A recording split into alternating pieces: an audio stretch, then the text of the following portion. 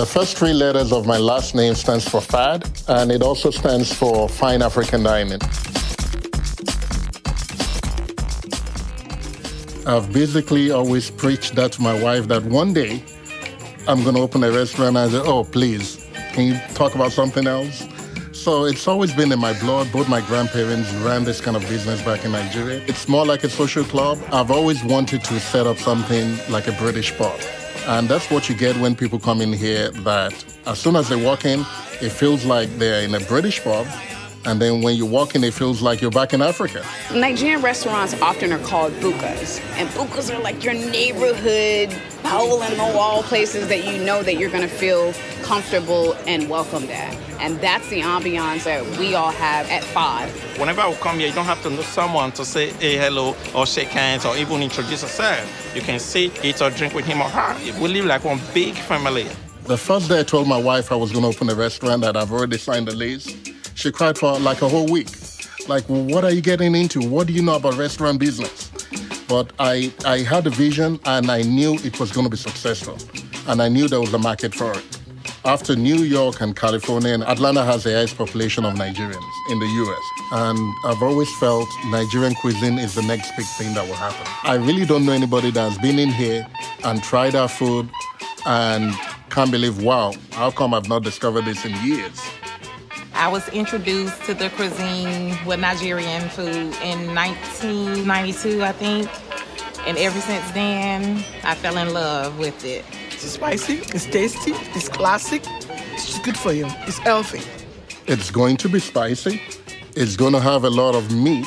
It's going to be a fun atmosphere like you're back in Africa. That's what we're trying to create for people that have not been back home in a while. And that's why we have a lot of maps and different things that shows people what is current. We have almost 12 TVs in here that shows African television stations that you can watch and say, wow, what's going on in Nigeria, what's going on in Ghana. So it gives you the benefit of a home feel that if I come in here, it's going to feel like I'm back home.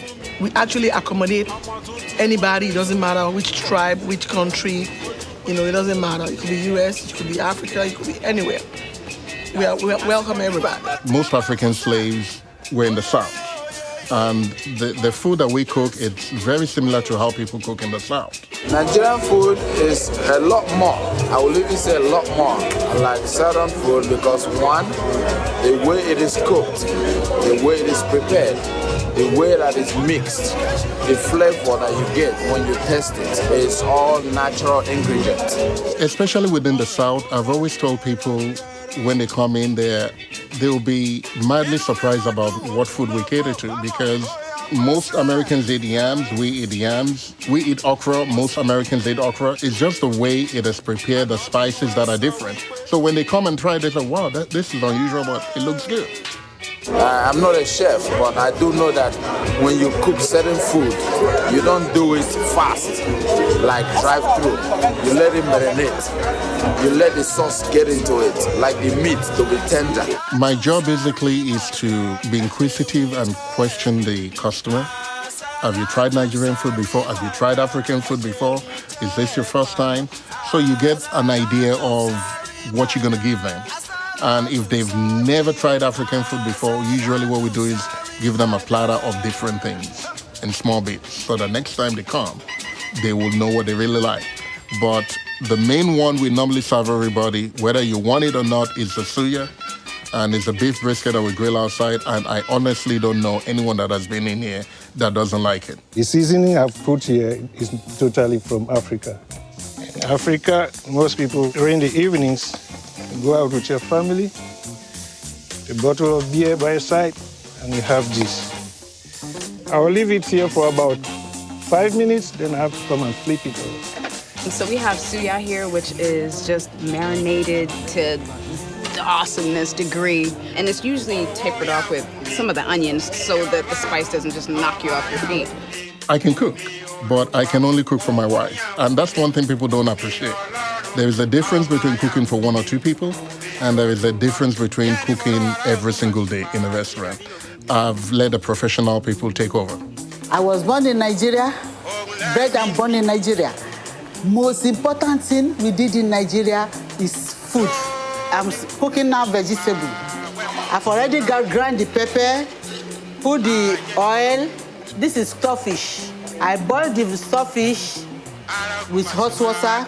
So after that, I clean it, putting it in the pepper. I put it in the pepper, spinach and collard green mixed together. We don't want much water in the vegetable stew. We squeeze it so there will be no water in it. So whatever they want goes at the bottom. So for example, this is goat meat. So what we'll do next is just get the soup on top of it.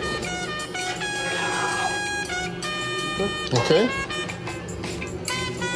So the customer will come, you serve it to them like that, and then they unwrap it themselves and then eat.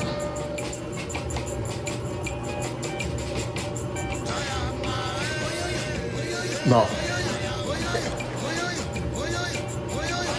Delicious.